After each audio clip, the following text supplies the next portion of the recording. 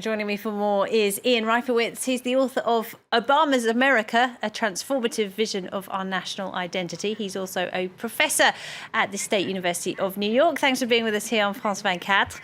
Now, Republicans are belatedly, you might say, turning against Donald Trump. That doesn't mean his supporters will do the same, though, does it? No, it doesn't. There's a big difference between Republican elected officials and Republican voters. If that wasn't the case, Donald Trump wouldn't be the nominee in the first place.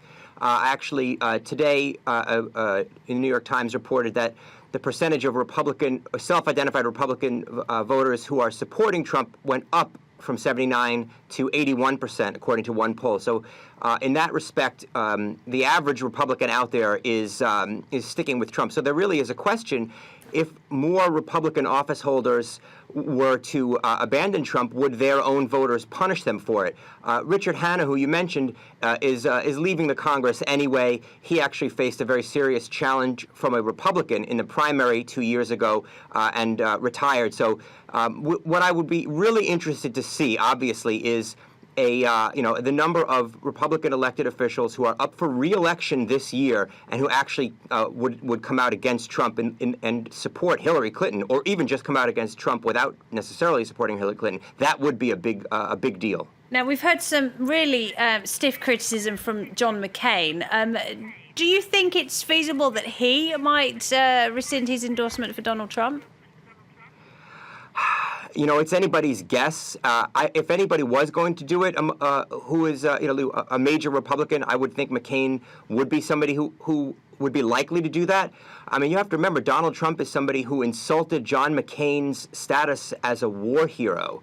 But at the end of the day, if McCain hasn't withdrawn his support from Trump this week after he attacked Gold Star families, after he basically said that he would allow Vladimir Putin to change the borders of Europe through military conquest, and after, within the last 24 hours, saying that he expected the election to be rigged, stolen by Hillary Clinton, if Trump still hasn't been denounced yet by McCain, I really don't think there's much left that Trump could do to get McCain to turn on him. Now, he is the anti-establishment candidate, if you like. That's how he's always billed himself, and people do seem to like that combative style of his. But what will it take to turn the tide? Is it the crying baby? Is it the parents of the dead soldier? At what point do you think people are going to be turned off Donald Trump? Well, if we're talking about elected officials, their number one job is to get reelected. So they are constantly thinking about strategy and about what they need to do to keep their jobs. And that's a sad thing to say, but I think that's the case for many politicians, certainly.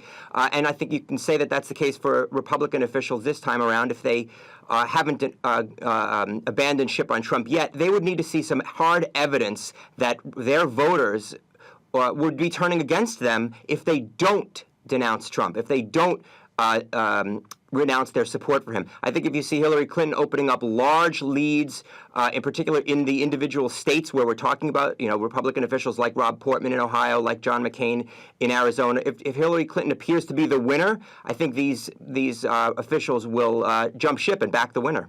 All right, Ian Reifowitz, thank you very much indeed.